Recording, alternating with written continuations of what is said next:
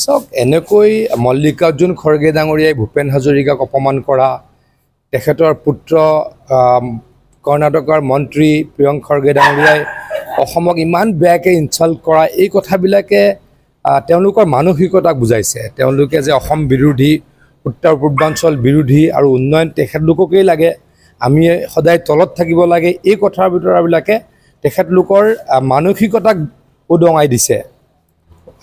মল্লিকাৰ্জুন খৰগে ডাঙৰীয়াই কিয় এজন গায়কে ভাৰত ৰত্ন পাব লাগে বুলি প্ৰশ্ন কৰিছিল। ভূপেন হাজৰিকা ডাঙৰীয়া অসমৰ প্ৰত্যেকজন ব্যক্তিৰ হিয়াৰ আমঠু। অসমৰ ব্যক্তিসকলে ভূপেন হাজৰিকাৰ সকলো ব্যক্তিয়ে আজিৰ প্ৰজন্মই কওক, নতুনকৈ জন্ম হোৱা শিশু এটাই কওক, পুৰণা মানুহখিনিৰ কথা নকলোৱে, ভূপেন হাজৰিকাৰ গান শুনিয়ে ডাঙৰ হৈছে, ভৱিষ্যতেও হ'ব।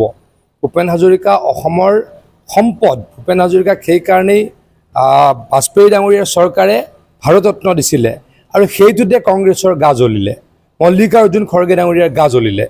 এতিয়া আমি এটা ছেমি কণ্ডাক্টৰ ইণ্ডাষ্ট্ৰী পালোঁ, সেইটোত মল্লিকাৰ্জুন খৰগে ডাঙৰীয়াৰ পুত্ৰ প্ৰিয়ংক খৰগে ডাঙৰীয়াৰ গা জ্বলিলে।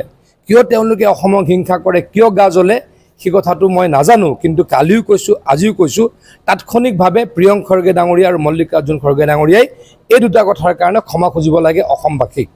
আৰু কংগ্ৰেছ দলেও ইয়াৰ প্ৰতিক্ৰিয়া প্ৰকাশ কৰিব লাগে। কংগ্ৰেছ দলৰ শীৰ্ষ নেতাসকলক মই আহ্বান জনাইছোঁ, ভূপেন বৰা ডাঙৰীয়াক আহ্বান জনাইছোঁ, গৌৰৱ গগৈ ডাঙৰীয়াক আহ্বান জনাইছোঁ, ৰকিবুল হুছেইন ডাঙৰীয়াক আহ্বান জনাইছোঁ, প্ৰদ্যুৎ বৰদলৈ ডাঙৰীয়াক আহ্বান জনাইছোঁ। এই ক্ষেত্ৰত তেখেতলোকৰ মতামত কি সেই কথা স্পষ্ট কৰিব লাগে।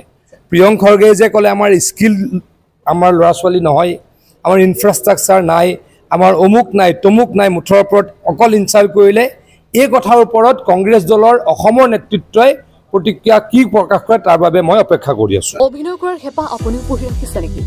আপোনাৰ অভিনয় কৰাৰ অভিজ্ঞতা নাই, কোনো কথা নাই। আপোনাৰ বাবে আহিছে সোণালী সুযোগ। 29 ছেপ্টেম্বৰত দিনৰ 9 বজাৰ পৰা নিশা 8 বজালৈ বলিউড তথা হলিউডৰ চিনেমাৰ বাবে অডিশ্যন হ'বলৈ গৈ আছে গুৱাহাটীৰ কাহিলীপাৰাস্থিত জ্যোতি চিত্ৰবনত। 5 বছৰ বয়সৰ পৰা 17 বছৰ ব্যক্তিয়ে কৰিব পাৰিব অংশগ্ৰহণ। পঞ্জীয়ন হ'ব বিনামূলীয়া, নিৰ্দিষ্ট ৱেবছাইটত কৰিব পাৰিব আবেদন।